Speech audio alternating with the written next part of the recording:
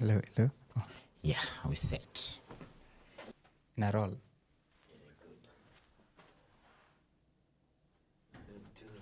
Okay. Hi, welcome. Karibu sana kwa Shika Mic podcast. I'm not here to be seen, I'm not here to be heard. I don't even know I am here, but welcome.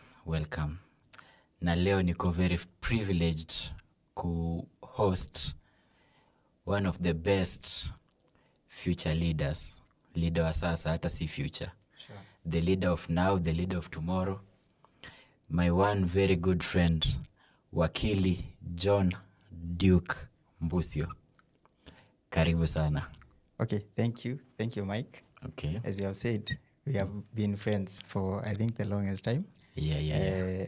To the viewers, my name is Wakili Duke Mbusyo, as Mike has said, and I am a youth leader in this country, and Okay. specifically from Kitui County, where I am privileged to serve as the president for the university students who come from Kitui County, and above all, the young people of Kitui County. And apart from that, I always say I am not just a commentator in the political space. I'm also a player. Now, Yeah. 7, I am looking forward to become the next member of parliament Wow. of Kitui Central. Yeah. Sawa, wapiga kura wa Kitui Central. Niko hapa na mheshimiwa, nasikia siku hizi naitwa MNA. Yeah. Member of the National Assembly, if I'm not wrong. Sure. So before we dive in, nataka niwaeleze kuwa politics is not really my strong suit. So vile nimewambia, I'm not here to be seen, I'm not here to be heard. So most of the conversation, I'm just going to be nodding my head. Okay. But yeah, I'm pretty sure you viewers, you're familiar, you know what's going on, you know what you want. And I'm pretty sure we are going to have a good session. Ama namna gani? Kabisa. Yes, so umesema Wakili John. Yeah. So Wakili, are you a practicing ama? No, I'm not a practicing lawyer, but I'm in the process to become one. So Okay. that's to mean I'm still schooling. Okay. And once I'm done, tutapatana huko nje. I will represent you guys in court and everything. Yeah, nice. Yeah. Hautaachia babu No. hiyo nini peke yake. Hatutampatia space akiwa peke yake. Will also be part of it. Nice. So acha ni rudi nyuma kiasi. So we ni wakili. Yeah. Hiyo ndio Kenya ulitaka kukua as you were growing up, ama what was your dream as you were growing up? That was my dream. Okay. And just to say, I will say this lightly because there is what gives people motivation to do things. As I was growing up, and there are some atrocities that do happen within society and do motivate you. So mimi sikufanya law nikuwe just criminal lawyer, no. I did it so that at some point it will benefit our society. Yeah. Okay, nice. Because I do believe when you do something, money is not just the motivation. Yeah. But above all, the impact that will trickle to the society also at the same time. A very nice answer. Umeongea kama politician. Yeah, so umesema you were inspired by how you grew up. Yeah. And you wanted to be a lawyer. Yeah. I know, najua kuna watu wengine wanakatigi across. Wanasema I wanted to be a doctor. Ikafika form 4, mambo ikachange. Exactly. Ikafika grade ikakuja nikachange. No. Exactly. And it's not like that. I aimed at the goal and that will be the final result at the end of it. Yeah. That's what I wanted to say actually. You are one of the very small population that goal yenye ulianza nayo kisema this is what I wanted to be. But again, on the way, I have been in a position to tap into other issues. As you know, mimi mambo na I also grew interest in software engineering, ndio? Yeah. And we have met with you, tukifanya some few courses around that corner. Yeah. So to the young people, one day I listened to the former Attorney General, Githu Muigai, and he was saying, you don't want to, you not only tap on one thing, but several things, because ukitap in one career, na vitu they do tampo, then where do you go? Exactly. You need to have something else you sema umefuata hii alafu serikali ama sijui ni which body of the government ikuje iseme this course was not allowed to be given by this institution. Then you start from zero. Which, as I was saying, you are one of the few in the population. Juu kama mimi, I've also never said this before, but my first goal was to be a lawyer. Nikakuja nikarealize, Mike, mazee, for you to be a lawyer, you have to be very talkative. You have to hold an argument. You have to, you understand? But mi ni mtu reserved, sinaga maneno mingi. So that ikani kaba kiasi. But I'm very glad. Congratulations to you. Thank you. You set your eyes on the goal and you're heading to the prize. Sure. So when are we expecting to kuja kukuvalisha hizo gown, wig and all that? Ni the LLB nilimaliza. Okay. What I'm waiting ni kuingia KSL. Then after KSL, I will be fully a practicing lawyer, an advocate of the High Court. Nice. Yeah. I can't wait to celebrate that milestone with you. Thank you. Yeah, so moving on. Umeguzia pia you've done other things apart from law. Yeah, so tell us about that. As you know, Mike, I have a small company I started. Kutoka tukue na wewe kwa hiyo program. It's called Force Developers Kenya. And ni kitu nimekulia to some extent. And up to now, I'm equally growing it. I work on basis of collaborations. That's why we always say, apart from focusing on the other goal, mambo na tech, you cannot live by yourself. Exactly. No mambo na collaborations, hapa na pale. So I'm running a company called Force Developers Kenya, where we do develop websites and apps and to extensions, because I know there are several people within the field. Tunafanya mambo na hizo graphic designs, animations. If you reach out to us, we have people who can deal with that. At Force Developers Kenya, it's a software development company.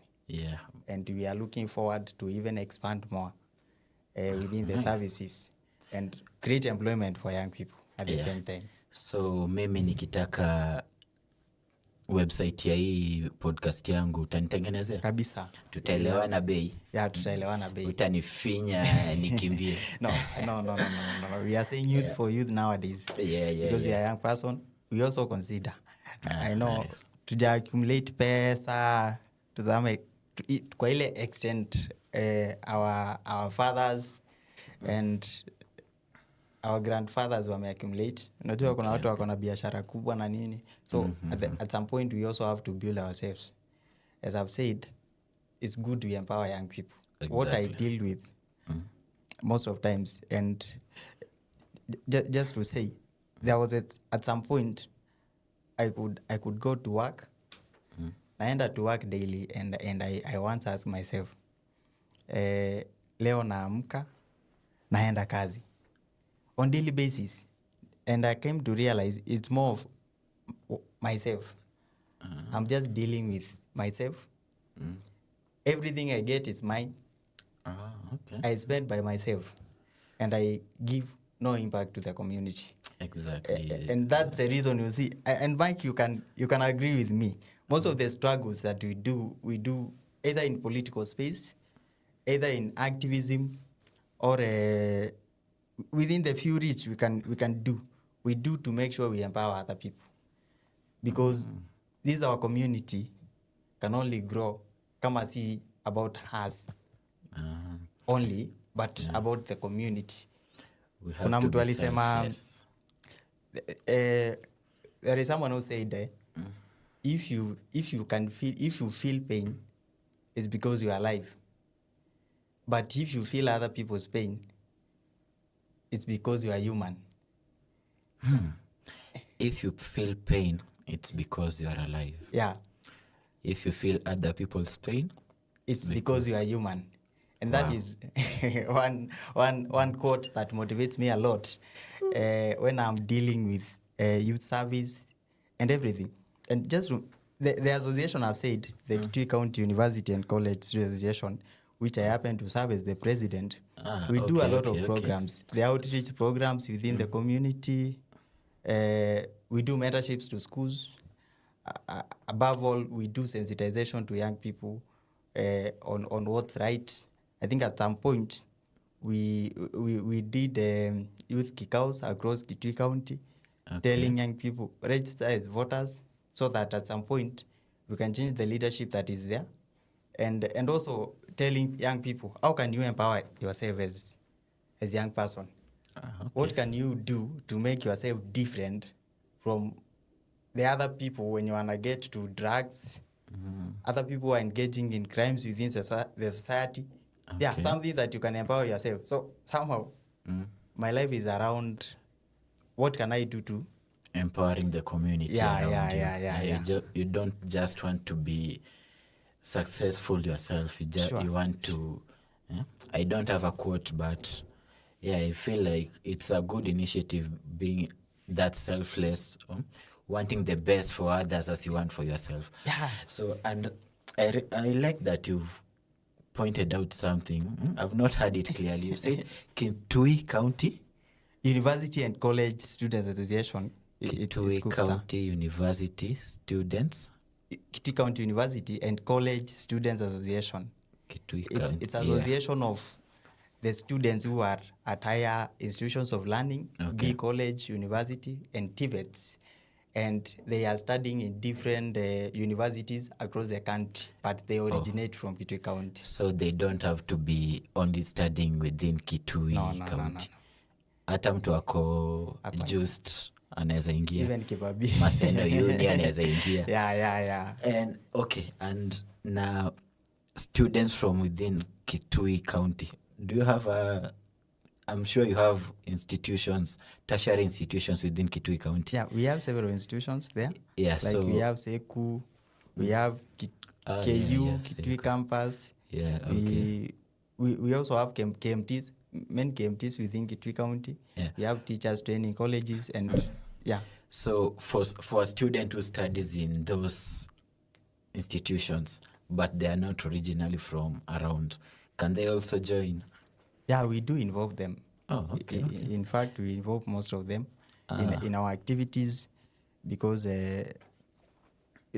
you realize that if you are in Kitui County, you're studying there, most of your interests are around there. And I've realized there are some students who go there.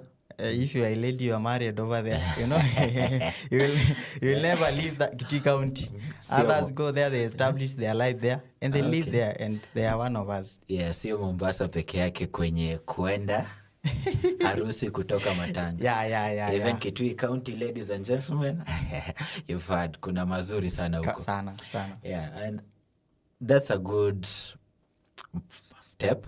And just to mention, I said I want to be the next member of parliament for Kitui Central. Okay. The same thing is motivated by the zeal to serve our community. Because you realize for us to have sophisticated education within our areas, better markets, better roads, better infrastructure, empowered women, children, youths, and even our parents. It's when we have someone of goodwill who can deliver to the people. And that is something that I'm just basically taking there to see kama watu wetu watasaidika. For the longest time, we come from an Asa community. Not much is produced, either in forms of agriculture and also in forms of livestock. And we have people who can leverage on the few resources that we do have and make sure that our people do benefit even beyond zile vitu kidogo tuko nazo huko. So my life, I've dedicated it to to service serving the to society. serving the society. Yeah, na nimesikia umemention very important things over there. Umemention education, umemention healthcare, healthcare, youth empowerment, and sijui kama nimesahau zingine. Yeah. Okay, tutadive deeper into those. Editor utakata hapo. Yeah, so okay, napenda vile umesema kwanza kuna hiyo inclusion. You are huge on inclusion. You don't ubagui watu ati just because they are not from Kitui originally they can't join the organization. Yeah, so far how many members do you have? Ama what's the criteria of someone joining that coalition? Yeah, we have a lot of members. Okay. I think around 12,000 plus. Okay. As you know, Kitui County is very big. And also the youthful population. We always say when you take Makueni, you take Machakos, you take Tharaka Nithi, you take Embu and Meru, you combine them together, they cannot even amount to Kitui County. So Kitui County, it's very big, and we have a lot of youths. So we have a membership of estimatingly around 12,000, and the mode of membership that we do have is the young people who are in school, on TVETs, colleges and universities, and again there are people who have graduated from school, and they are very much willing to also be part of us, to work with us. We call them as alumni, and away from that, the people who do not originate from Kitui County, we refer to them as diaspora members. So if you come if you come from Kisumu and you want to join us because of the few initiatives that we do, I've realized in most of the programs that we do, if it's mentorship, if it's community empowerment initiative, you realize even people do come from Nairobi, they join us within the programs, and we cannot exclude them. We also need them to be part of us, to give back to the community, because watu wanapenda zaidi sana ku give back to the community. Exactly. As they say, no one lives in a silo. And I also feel like communities can't live in a silo. They also depend on other external stakeholders. Wakuje wa instill something new or a different perspective in kwa hiyo what you are trying to achieve. Yeah, very nice. And which reminds me also, the first week of June, I think from 2nd to around 4th, there was this international inclusivity conference happening at the JW Marriott Hotel. And I thought that was a nice one because they not only tried to include people living with disabilities, but they also tried to include everyone else. And they also tried to reach people who could not get there physically. And it had a virtual session too. So as much as the physical session was going on at the venue, which I've said this was JW Marriott Hotel, people were also included virtually. They did not exclude watu because of physically wakombali or anything. So I think we should all work towards including people in what we do. That's how you grow. Because I'm pretty sure no one wants to stay in one place, to stick in one place. Everyone wants to get the ideologies out there. So okay, so moving on from, you said you are the president, right? I'm the president. So from the president, now you want to go to become an MP. So what steps are you taking towards achieving that? First thing is you first define the reason why you want to become the member of parliament. And for me, mine is very clear. Is to change the community, because for the longest time, the leaders we have heard before, they are basically gatekeepers. You just get to that position and you lock opportunities for other people. You see, where I come from, most of the areas are inaccessible. no vehicles can get there. Because the of roads are very roads. bad. Ah, Yeah. okay. The roads are very bad. Ah, And in 21st century, not even 20th century, seeing such kind of a life, you can meet a young person who was born, ameenda in the local school, anaendaga shule barefoot. They have never seen even tarmac road in Wait. 21st century. You meant to tell me people still walk barefoot? Yeah, these are things that do happen. Most of people do live in towns, and they don't get to see the reality within the ground.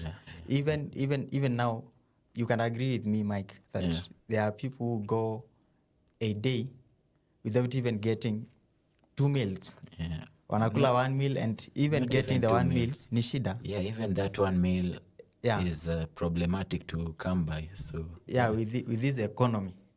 Therefore, roads, most of them are very poor. And then another thing is education.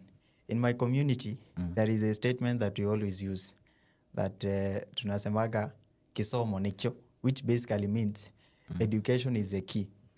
Because where we come from, as I've said, because it's fact, we produce less of agricultural products. And so we have coined this statement to talk of education as the only change, the only thing that can bring change. Yeah. And you realize you can study, umalize primary school, you get to high school. High school is where now huge sums of fees start coming in. Exactly. And you realize the more savior of those people ni bursary.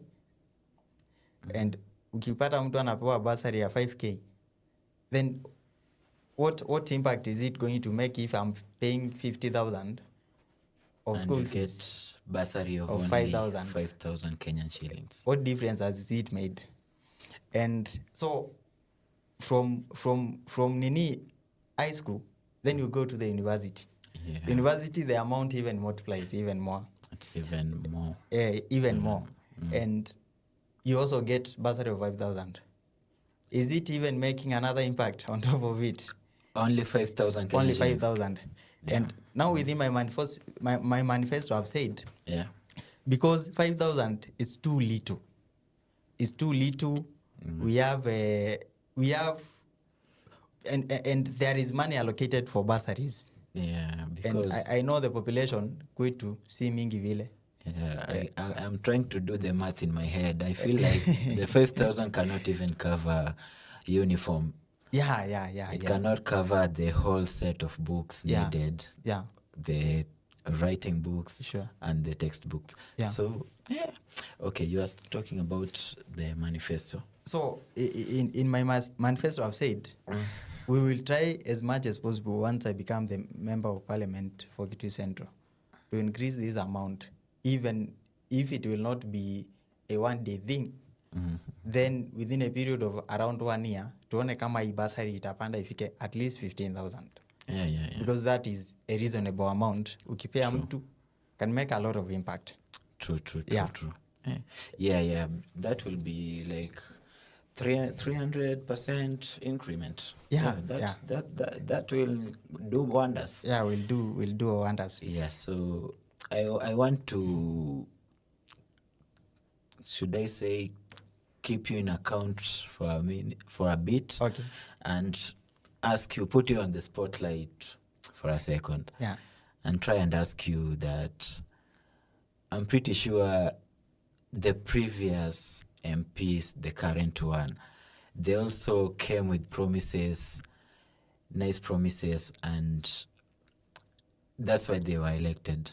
Or I'm assuming it's not just because they dished out cash, but they had very juicy manifestos, very nice promises, and somehow they failed. So my question to you is, by good luck that you are elected, you're the next member of parliament for Kitui Central. What will keep you grounded?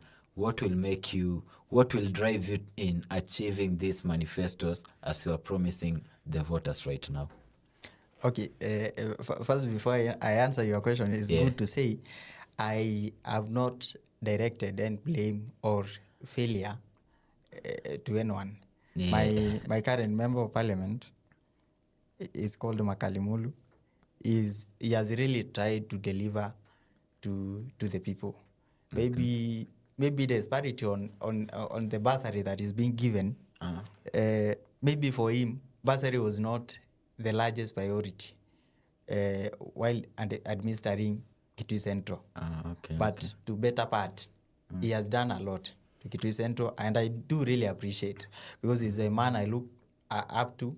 I've learned his art of politics. He's someone who is not much of promises, but much of delivering to the people. And at the same time, I am not seeking to replace him. He's aspiring to be the next governor for Kitui County. So that position is very vacant. It's very vacant. Yeah, so I'm going for I'm going for a vacant position. And it's true, as you have said, leaders do give a lot of promises during campaign period. But I want to say, I have had cries even at the positions that I do serve today, where I stand from. Young people crying, saying, we are suffering. Watu wanasema kuna mashida, a lot of problems within Kitui Central today as we speak. And mimi sija grow in a silver platter. No. I have grown out of problem, and I'm in touch with what happens within there. With the reality. I know the challenges that people do face. Siwezi ondokea watu wetu. So from experience, unajua Kenya wanasemanga Kenya inakukulia ndani. And just to say, I'm not a gatekeeper, and that is something I've tried as much as possible to avoid, because if you deny people developments and you hope to maybe to enrich yourself, you are gatekeeping. You are denying that young person who wants to grow, to learn, and one day maybe become a doctor. And maybe some are ambitious. I've a lot of ambitions, and might maybe transform to be very reasonable people in this country. Exactly. So ukikula pesa yake, you are gatekeeping that person. They will not get to that place. So I have avoided all my life not to be a gatekeeper. Wow. They could deny opportunity. Why now? And I've realized when you deny people opportunities, it will never come back to you. Mike, today, if I get a call asking for a media person, I have not done media. I know if today you put me in a television, I might not, maybe I can deliver, but I might not deliver to what you will deliver. To if standards. I deny that you opportunity and I just keep silent, what will it benefit me? I maybe, get you. Maybe get not. Your point. So these developments are basically meant for the people. And they should go to the people. When you are keeping them, you are gatekeeping. Exactly. You are denying them opportunity. Exactly. So that is something I will not do. And to that, I really like, there is something I saw somewhere that the earlier generations, the boomers, some older millennials going forward, they were the generations that were raised in gatekeeping and all that. I don't know if I thought about it, and I feel like somehow we are a bit lucky because we are in the age of information. I don't know if it's because technology is advancing on a daily, technology is advancing. That's why it's easier for us as youth to share this information. Like, it's not like kitambo when for you to even hear about an opportunity within your locality, lazima umeenda kwa chief, ama you are very keen on the radio, umeweka masikio hapo, just so that this very vital opportunity cannot pass you by.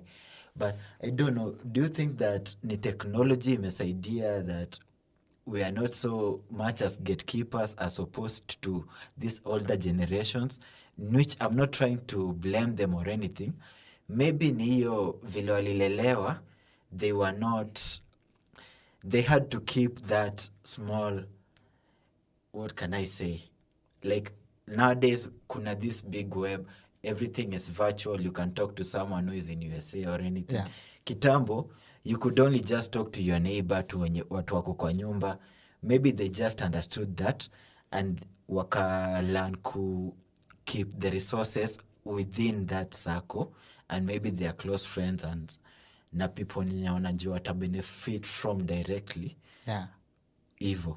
So do you think that kuna vile we can shift, tunaweza push this older generation wenye still wako in power to be able to not get keep? And do you also feel like you can use the social media and what you learn currently to help you not get keep na ku spread information, ku spread resources to the people that need it? Thank you, Mike. We are very lucky generation. Yeah. For some reasons, we are exposed. Yeah. And we do get to interact with each other. We know the problems that we do face. Mm-hmm. And I think from that point, it's why we are in a position to help each other. And also, I think social media and everything has shaped how things do happen within our community. Just away from social media, just to give a real example, and I've said time and time, Yeah.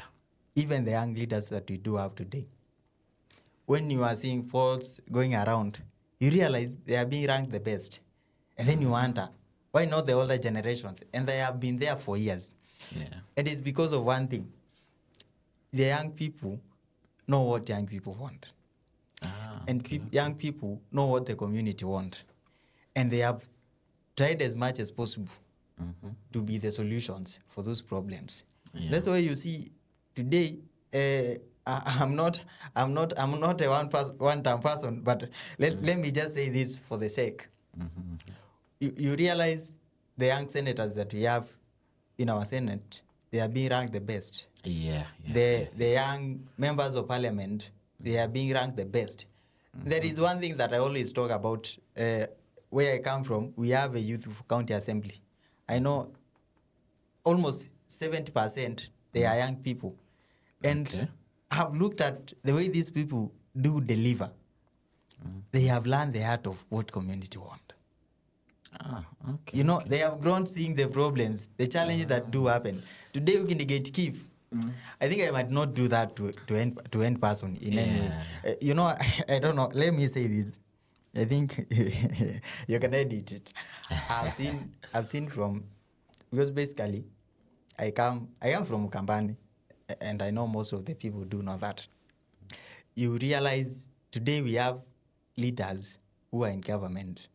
Maybe, their age have gone maybe a bit above, and those people have made sure they are gatekeeping so that the other people cannot get into government.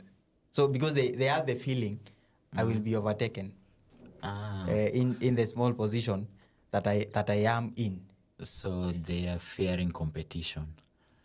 I don't know if it's really competition. There is one thing we say, watu wako nayo. Naitaga, I don't know if I can use my mother language. Yeah, you can. Inaitagwa kiima, kimena na kiu. Kiima means like I'm like I want just to nataka kukufanya tu vibaya. Kiima. And yes, and kimena is 8. Kimena. Yeah, and I might remember that because it's close to that delicacy from our neighbors uko Ushago. Okay, and kiu ni wivu. Kiu ni wivu. So kiima, kimena na kiu. Na kiu. You have learned. I'm not trying to butcher. don't come for my neck. Okay. So these are So I'm just giving an example from my community, and it's something that the youthful generation have always been trying to say. Let's try as much as possible to run away from this, because they have costed a lot of people's careers. A generation maybe that at some point could have made a lot of change within maybe this Kenya. Today ungeona Kenya is transforming. And that is what gatekeepers do. Wanakuwa na hizo three things. You are just there. You cannot do that thing. Hata ufanye nini. Uwezi ifanya. Uwezi kusaidia. It can only help other person, but you be silent on such kind of opportunities. And we can try as much as possible as young people to run away from that. I like that. A lot of young people nowadays usually operate on collaboration. Sure. You know, you cannot do everything alone. Yeah. So as much as you might want kufinyilia your pesa, as in unaona, I don't want to share this little amount with someone else. Yeah. It might backfire. You might take all the money, as my good friend Duke has mentioned. Tuseme ameitwa gig ya journalism. Amue, just because he has the money na yeye ametafutwa, let me go do it. Ataka sina hiyo experience. You'll go there, you'll do some shoddy work, as opposed to kama ungeniita mimi maybe niende nifanye kazi poa maybe, and then opportunity ita build up, kutakuwa na trust from the person whom you've outsourced the job to. From alafu mimi, so itakuwa hiyo network, itakuwa easier to collaborate more even in future. Sure. Alafu moving on to my next question, kuna hii kitu inaitwa system. I don't know if most of these problems are also caused with the system. Ni term na shindaga nimesikia, because I feel like a number of good leaders get elected to these seats, but I don't know what happens. Sijui kama wakienda induction ya that leadership position, wanafanyangwa kakitu, to quote it, wanageuka raia, wanaanza kuwa selfish, wanakula pesa, they don't deliver on their promises. Do you think that the system is bad, and is it possible to change the system? Ama there is nothing like the system? You know, Mike, is good we ask ourselves, what is this we always call system? And I've seen constitution here. When you read this constitution, it will tell you in a period of 5 years, it's only one election that can happen. And do you know that what that means? It means within a period of 5 years in this country, we can only have one president. In a period of 5 years in your constituency, you can only have one member of parliament. And do you think this one member of parliament wants to go one term and just leave?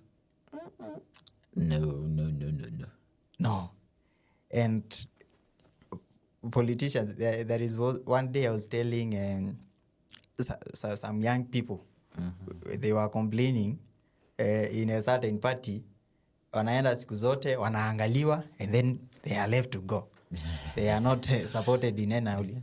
There is no reimbursement, no stipend, nothing. No, like not even reimbursement. Or they are not given attention. They go there without even mentality of reimbursement, but so they are looked. Like one of them wants to vie for MCA. Sorry, I will not mention him.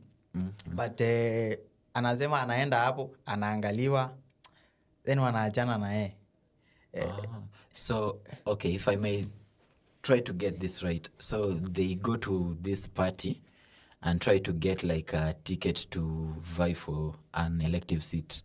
Ama they go, it's just a conversation. Unajua ukipata ndio ukue oriented to party na nini, lazima ukue hapo for sometimes you are seen. So they are just looking for the presence to be seen.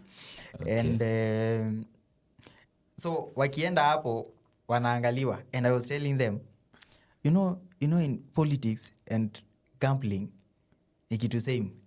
Everyone wants you to fail, and because so maybe not everyone, the citizens and voters, I know most of voters, we rely on voters ndio mtu achaguliwe, but the political class, if you have 5 people who are contesting for MCA in your area, do they want you to win and you are part of them? No, they want you to fail so that they can take over the seat. Yeah. And now this is what we refer to system. In 5 years, in your constituency, only one person wants to be can be member of parliament for 5 years. Elected. Yeah, and member of parliament has no limits, has no term limit. You can go for 3 terms, you can go for 4 terms, you can even go for 5, even 10, provided you are elected. Yeah. So kuna mwenye atataka uende hapo. Even today the president is so adamant leaving the office. Kila time ni 2 term. Unaona? So ukiuliza another person who is vying atakwambia the system does not want them to be there. So it's just people who want to remain in power. And I think hiyo ndio system. Nimejaribu kuiunderstand for too long, but that's my understanding of so system. That's the system. Yeah, so there is this other term that I've also heard for quite a bit called the shadow government. Do you think there is something like the shadow government? And what do you understand by it? Ama ni vitu zinakuanga kwa movie, or it's just ni story ya jaba? Or that operates on a national level kind of politics. I will beg to avoid that question, Mike. Okay. Yeah. On shadow government, I will beg to avoid it. So yeah, you've talked about some party, and which leads me to the next question. You are trying to vie for the MP of Kitui Central come 2027. Yeah. Just a few months from now. Yeah.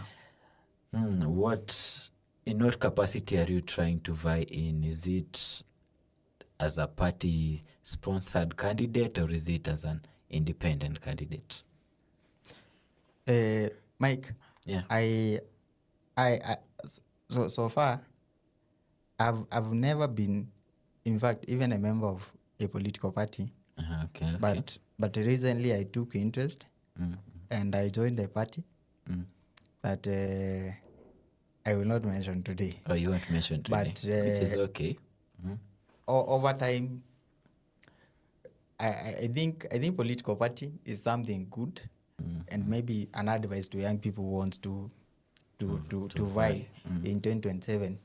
Please get yourself to a party, because a party, as I always say, it's a accumulation or a pool of people with interests, resources, and above all, network.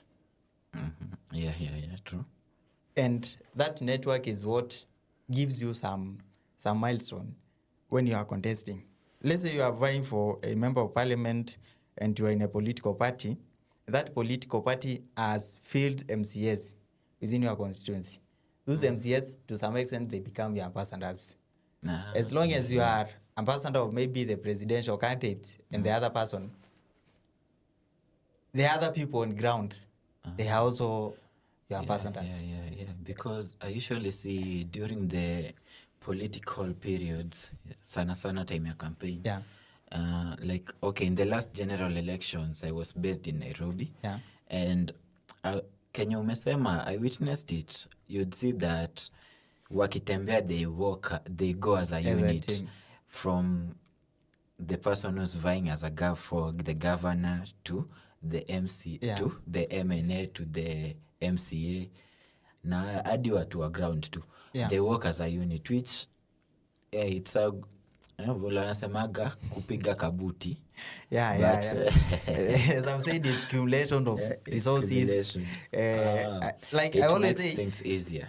I always say, unajua sisi young people hatuna resources vile, and unakuta saa ingine hata gari una, but during political rallies mkienda ukiingia kwa gari ya mtu mwende mfike mahali, you just step and address your people again. Kama mfuko ijashona and you are with a few people who are working with you, mkienda muaddress watu, mtu wenye anatoa pesa hizo handout wakibaki wakigawana hapo, you'll be part of the people taking the credit. And therefore let's join political parties, zitatupea milestone to some extent. Yeah. I really like that you are making my work easier. You are making unafanya maswali yangu we rahisi. So you are ready to vie as an MP? Yeah, I'm very mfuko imeshona, to use your words. I will depend on by the goodwill of the people to vote for me. I know money is a factor that comes in politics, but it's not the only factor. Yeah, true.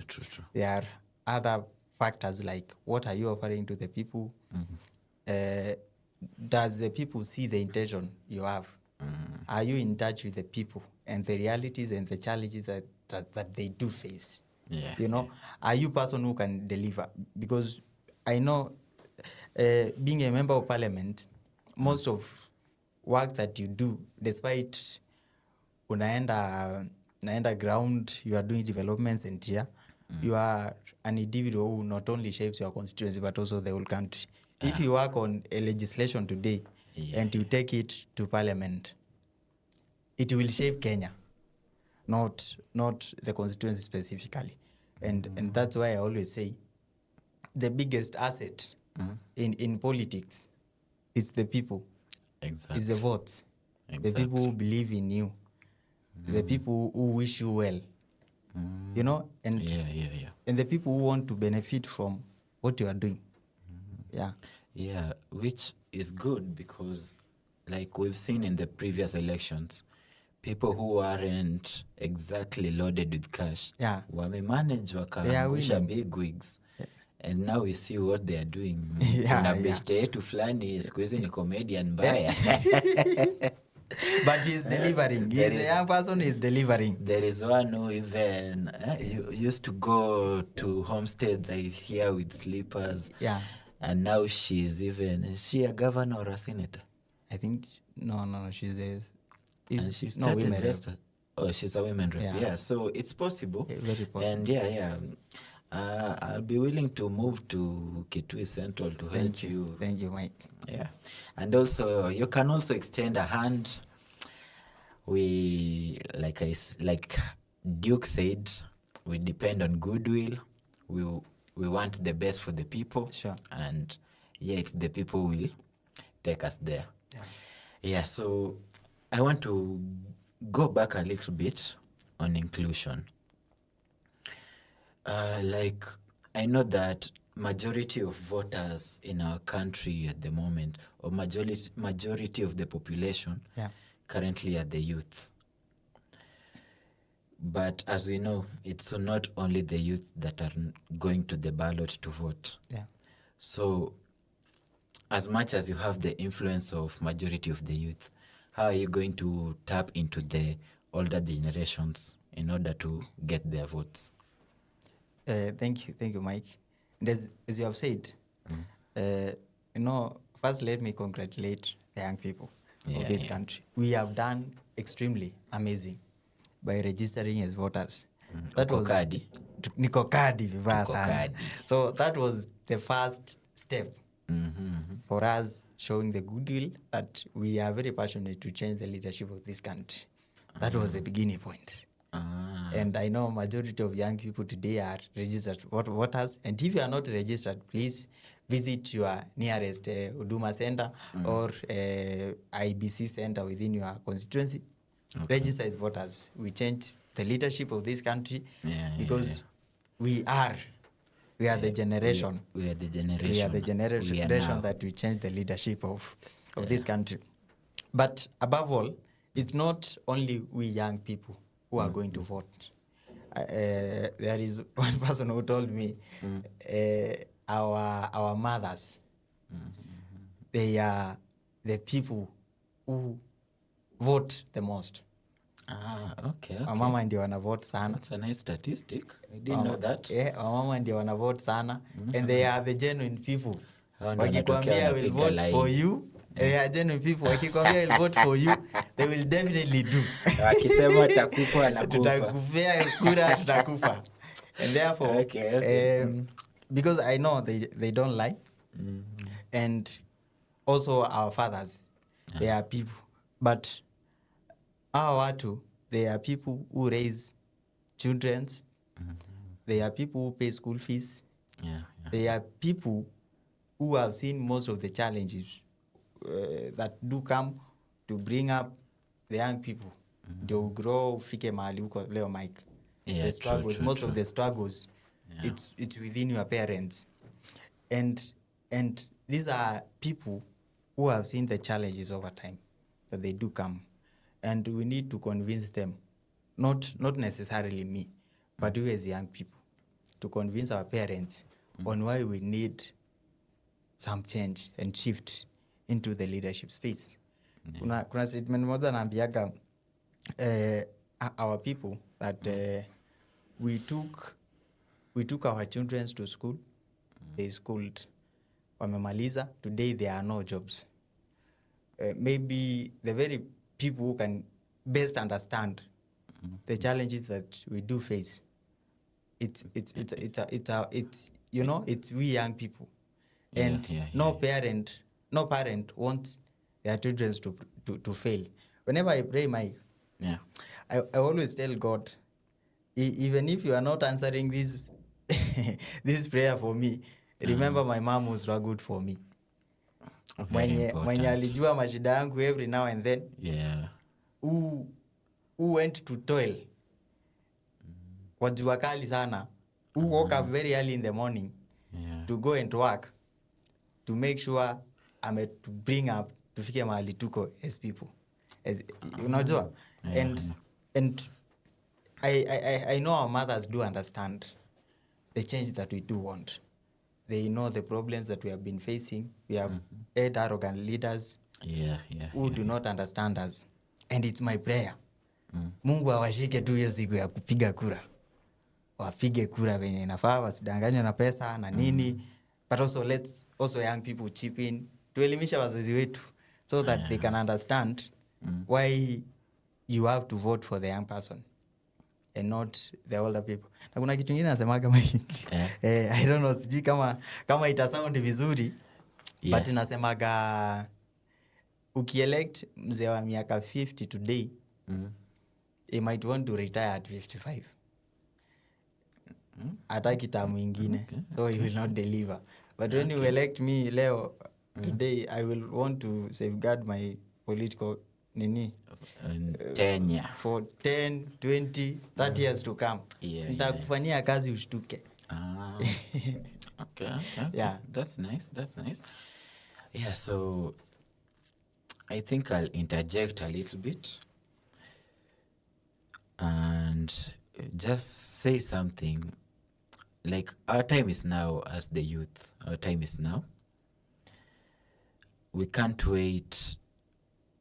Like Duke has said, Vilalisema categorically that he can't blame the incumbent leaders mwenye anatoka kienda because they did the best they can.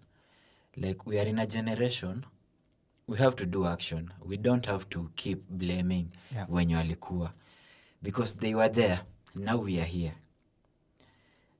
In the next 10, 15 years, we won't be youth kama saa hivi tuko. Atuta expect ati wenye wanakuja nyuma yetu, they'll blame us, and then the generation after they blame us. So let's act now. We can do the blame game kidogo, but let's not fixate on it. Let's act now. Let's do politician ikukujia, scrutinize their manifesto vizuri, because I don't like how watu walibebwa last time. Like like it was very simple Very simple. brain game, ama what can I term it. Walitumia jina ya watu fulani na Dynasty jina ya kitabu na fulani, Atlas. Biblia, mama mboga, bodaboda, but we've seen the reality vile kuko saizi. I think that that should have been a wake up call to Kenyans. Scrutinize vitu vizuri. As much as they say that politicians are the biggest advocates.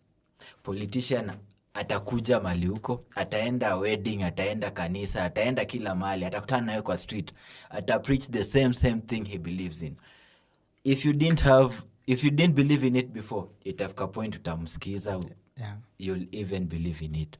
So as politicians are advocates of their beliefs, of what they want, of their agendas and everything, let's also be advocates of the truth,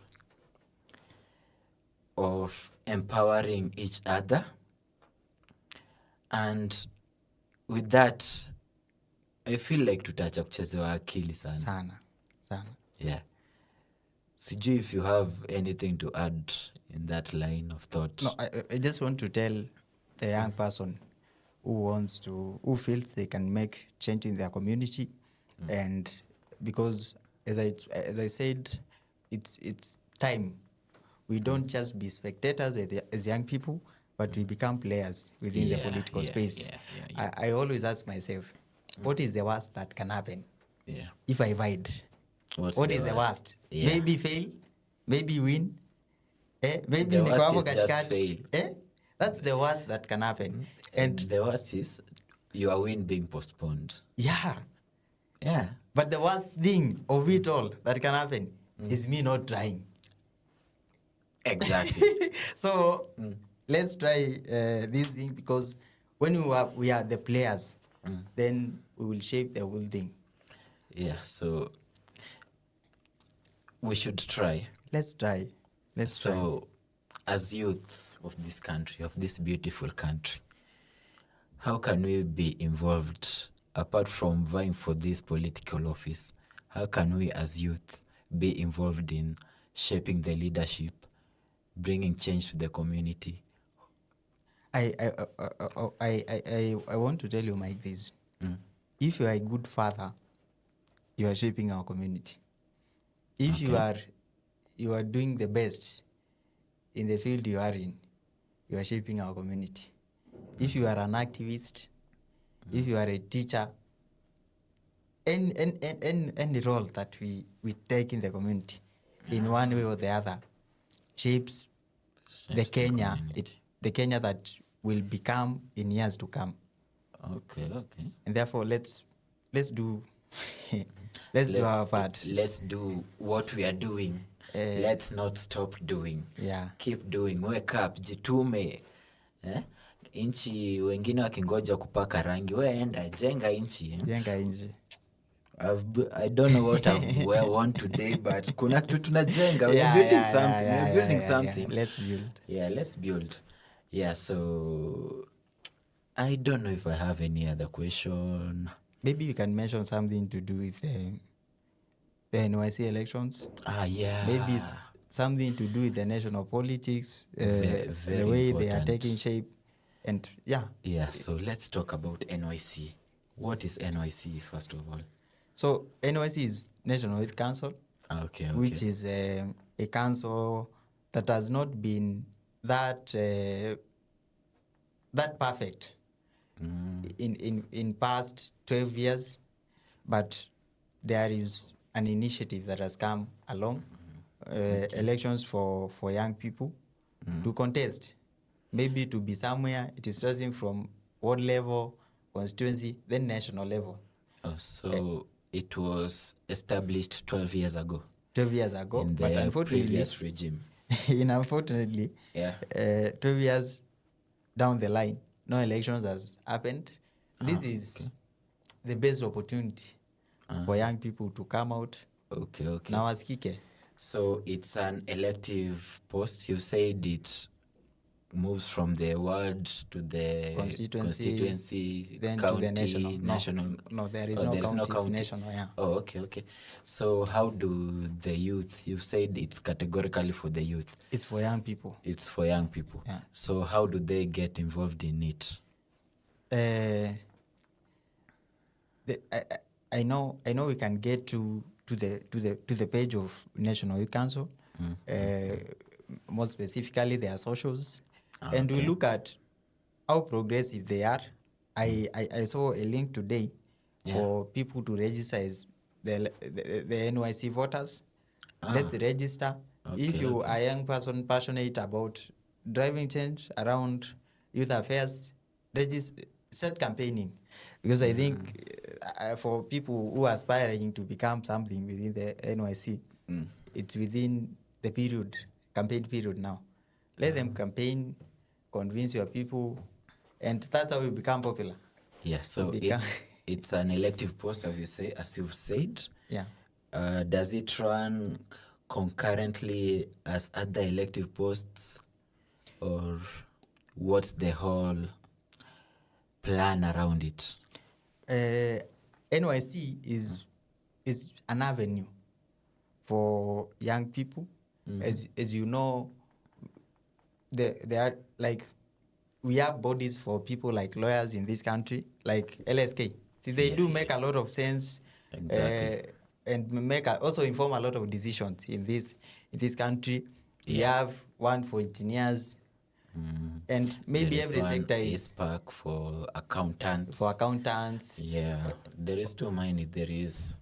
I'm just mentioning things that I'm part of. There is one for actors and whatnot, creatives, which is failing us. Once you are elected, nyorosha hizi fields zetu. You will be taking bills to bunge and all that. We really need policy help, and not even policy, because the policies are there. Sure. The issue is usually putting the policies into practice, making them work. Yeah. I don't know where the problem is there. I don't know the disconnect. But so before the election for MP 2027 are next year. Yeah. But before that, are you going to take part in the NYC? No, I'm just taking a sabbatical. I don't want to take part in the NYC elections, but I'm trying as much as possible to support the young people who want to take part in that election. I've tried as much as possible, and I'm advocating for young people, also from my county, because I believe you have to start from where you are. So the people of Kitui County, the young people specifically, I've been telling them the NYC elections is a good platform to grow yourself. Maybe if you want to get into maybe leadership field, seriously, in elective politics, from maybe 2032 going forward, this is the best platform you can get yourself to. It's a good stepping stone. Yeah. So let them show up. I've been in this space, youth leadership, and I know the milestone it can give you, either through networks and also the little things we do. Someone told me, keep on celebrating your little wins. So get into that position, create little wins. Very and important. The accumulations of the little wins is what will give you now milestone in years to come. Very, very important. Yeah. I'll just throw some questions randomly. Okay. So we are in June at the moment. Yeah. Last month was Mental Health Month. Yeah. And as you are aware, I'm sure you've done your pros and cons. You know, this job that you are eyeing for, it takes a lot. So how are you going to handle the pressure of the people that in your constituency and the people you're delivering service to? I know. Because I'm pretty sure in your field, people expect you to solve all their problems. Sure. But now, where do you head to for your problems to be solved? When you decide to become a servant, Yeah. you should also look for his, as I've said, in this work, you create solutions and you serve people. And I think I've come to realize my own self that the best thing that you can do and the best thing that brings happiness within yourself is service to people. Yeah. You just look at that person, naona huyu mtu, I got this person somewhere and they are always happy about you. And even if they are not happy, even little thank you. There was someone telling me, make sure what you do every day umeambiwa na watu wawili watatu asante, thank you. Hata kama ni mtoto umenunulia sweetens, they say thank you. The little happiness that comes to you is above all. So I will struggle to do what is right. And I know from doing right, even though there is pressure every day, then so I think the people of Kitui Central will be my biggest. They'll be in good hands. Watakuwa your motivation and your comforter. My comforter. Yeah. So they'll really steer you in maintaining a clear head and giving them good service. So, which also brings me to another question, to another point, and I would really like to just get your personal opinion, because they usually say that, I feel like, okay, I'm not so sure about this, kindly pardon my arrogance, my ignorance. Some time back, I feel like there was a bill that was brought to Parliament, something to do with mental health, and that it should be considered a pandemic of some sort, because we lose a number of people. Sure. Sadly enough, majority of them are young people. And do you feel like mental health issues should be categorized as a pandemic? Indeed,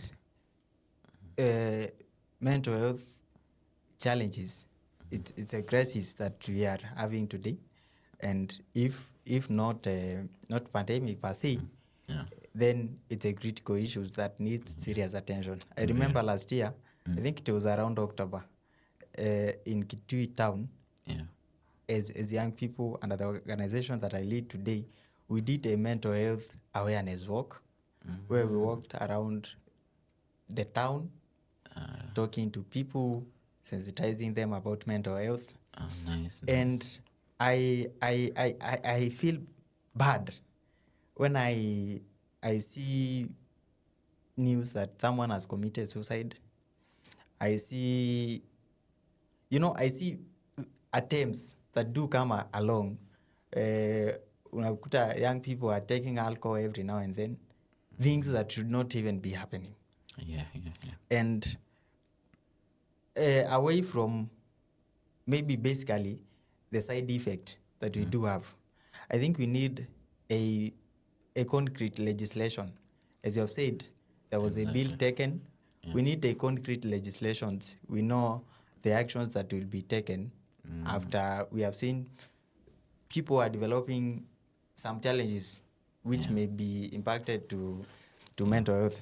I know today there is a lot of problems. I might not blame the person who is being a victim to mental health, because the economy is bad, people are jobless, and many struggles. I think the pressure outside there that do get to people, there are so many that you might all of a sudden get yourself to being a victim. And it affects us the most, we as men. We as men. let's say that. We as men.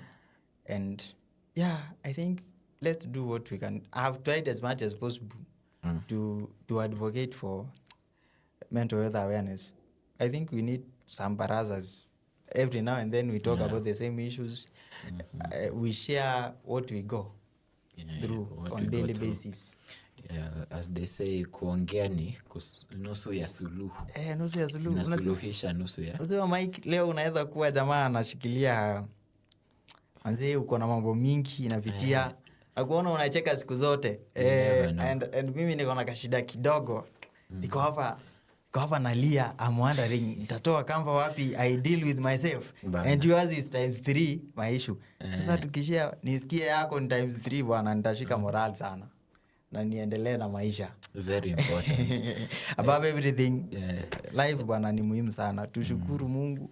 Ukikuwa na challenge is not end of life. Yeah, but I know that there are some NGOs, some CBOs that usually champion for mental health awareness and ways to curb the challenges that comes with mental health.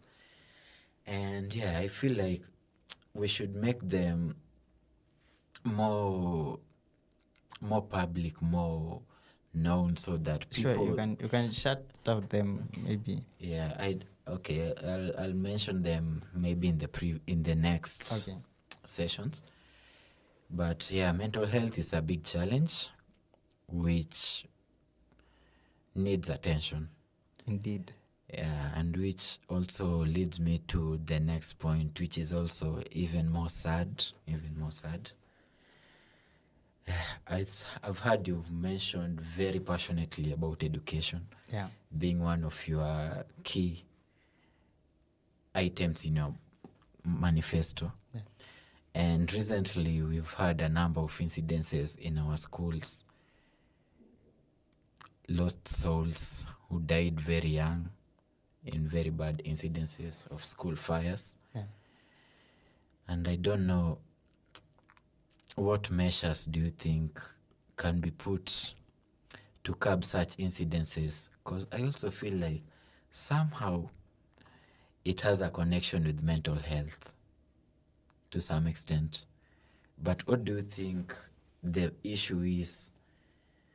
Indeed, I am now starting to think it from that angle on mental health, because I don't see how someone will go light up a fire on a building full of people, full of students. Indeed, to say these are your colleagues, you have lived with them, maybe you know all of them, and you are doing such kind of a thing. So what motivates such? But I think it's so sad that we lost young souls at Utumish Girls. And I think it's yesterday I heard there was tension around Lenana. It was Lenana. Okay, there have been some number of schools which have been closed indefinitely. Several schools, like 3 or 4. I'll not check them right now, but it's actually a major pandemic. I feel there is unrest which I don't understand the cause. But what do you think can be done to curb such? Education is one and very key thing, and we want our siblings, our young ones, our sisters and brothers to be in schools and to study, because that is the only way they are going to be a light of tomorrow. And I think the government needs to put measures, very serious measures. And one of them I think they can do is one-on-one conversation with these young people, so that time and time they can understand the challenges that they go through. Mike, you are in high school. I was, and you could realize saa ingine watoto wanapigwa vibaya sana. Kwanza kwetu ilikuwa vita. Unapigwa vibaya sana. And with this kupiga mtu kidogo we are getting softer as we grow, as the generations are coming in. So. And I think hiyo moja ni factor. And I believe by just listening to these students, we are going to have a tangible solutions on and curb all these. Unajua ukiambia mtoto asome saa yote mashida yake kidogo isikizwi, maybe kuna kitu inamfinya mahali, inakuwa shida kiasi. And therefore I think counseling and above all listening to them. Unasikia, unajua tu shida iko wapi. And that's how we are going to curb the issue. So we should tackle the problems from their point of view. Sure. Not since we are grown-ups, we assume that tulipitia hapo, so we know exactly what they are going through. Sure.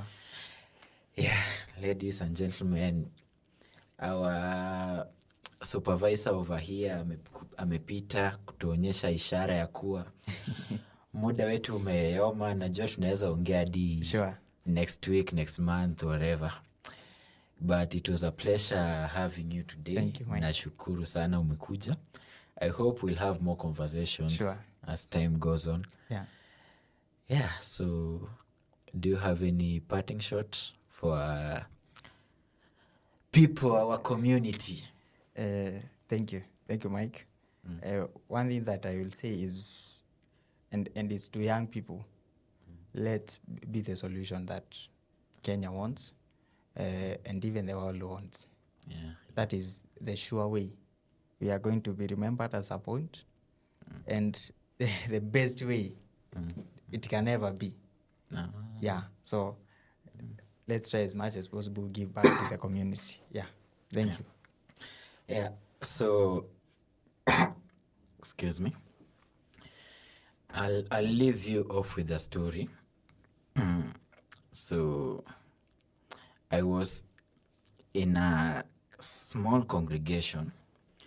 Tulikuwa watu 15 people, and then our senior person came and was like, hey, you people have done a good job.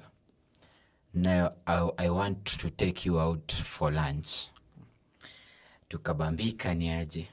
So she tells us, I'll give you guys 2 options.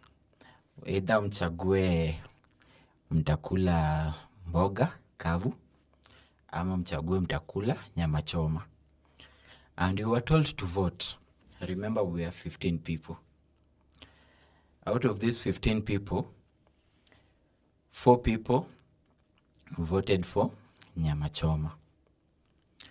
And then 5 people wakavote for the other option, mboga kama kawaida. And 6 people abstained from the votes. We ended up eating mboga. I'm pretty sure in these 5 people, one of them just voted because just for fun, acha tu nipige kura hii mboga kwa ajili najua watu wengi watachagua nyama na nyama ndio itashinda. I don't know what we are going to translate from that, but from us in studio, may your host Kijana Mike and my good guest today, Wakili John Mbusyo, the incoming MP for Kitui Central. We beg to leave you with that and catch you next time. Catch us. Tuko hapa. Thank you. We'll leave the contacts for John. Ndio mkitaka software needs, mkitaka any... You do a lot of things. Yeah. But we will tell you that more next time. So be sure to come back. Thank you. Goodbye.